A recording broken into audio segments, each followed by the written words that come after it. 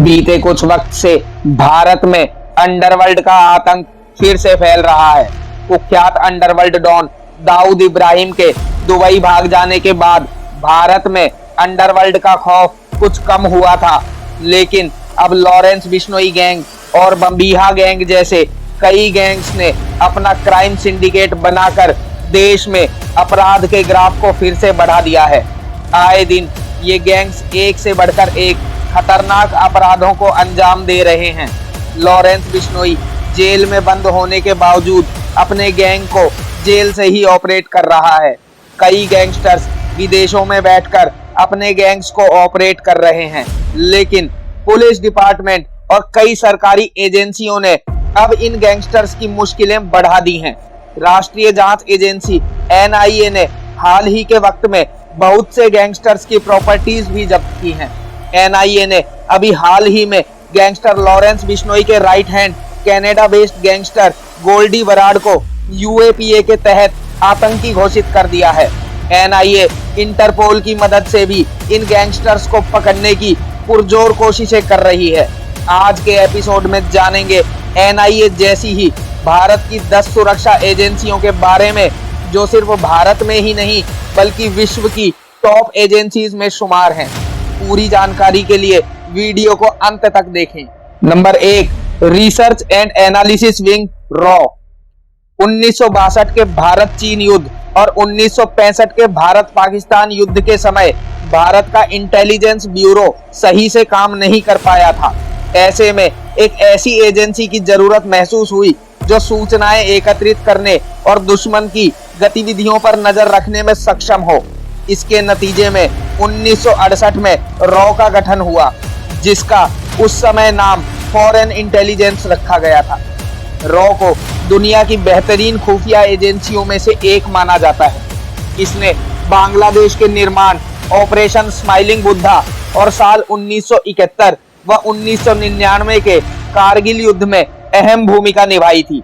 Raw के लिए काम करने वाले एजेंट अपनी जान की परवाह किए बिना खतरनाक मिशन पर जाते हैं और कई बार रॉ के एजेंट्स अपने घर वालों को भी इस बात की जानकारी नहीं होने देते कि वे इस एजेंसी का हिस्सा हैं।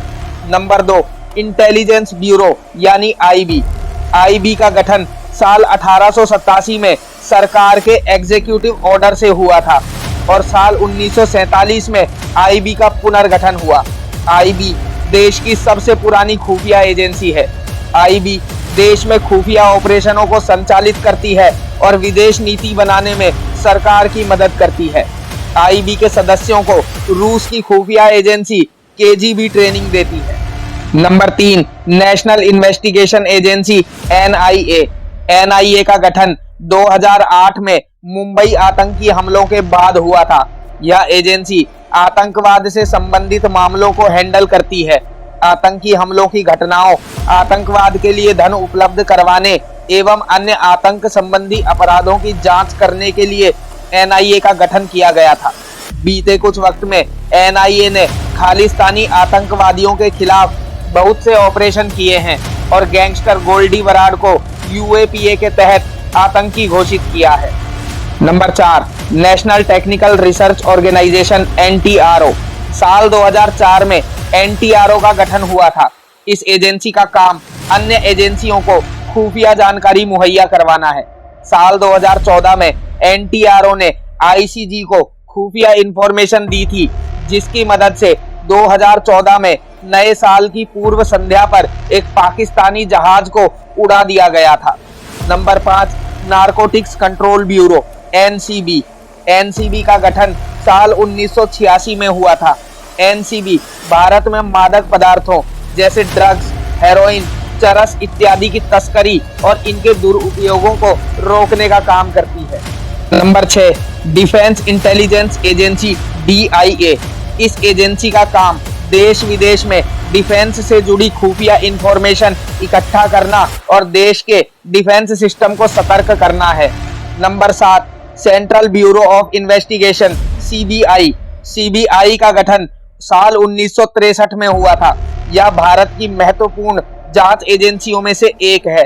CBI राष्ट्रीय सुरक्षा से जुड़े मामलों के साथ ही कई जटिल और अति आवश्यक मामलों की भी जांच करती है। नंबर 8, प्रवर्तन निदेशालय यानी ईडी। यह एजेंसी भारत में आर्थिक अपराधों और भ्रष्टाचार से जुड़े मामलों की जांच में अहम भूमिका निभाती है। Number 9, directorate of air, naval and military intelligence.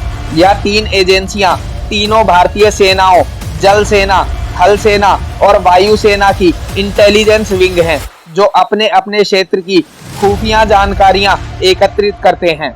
Number 10, joint cipher bureau JCB.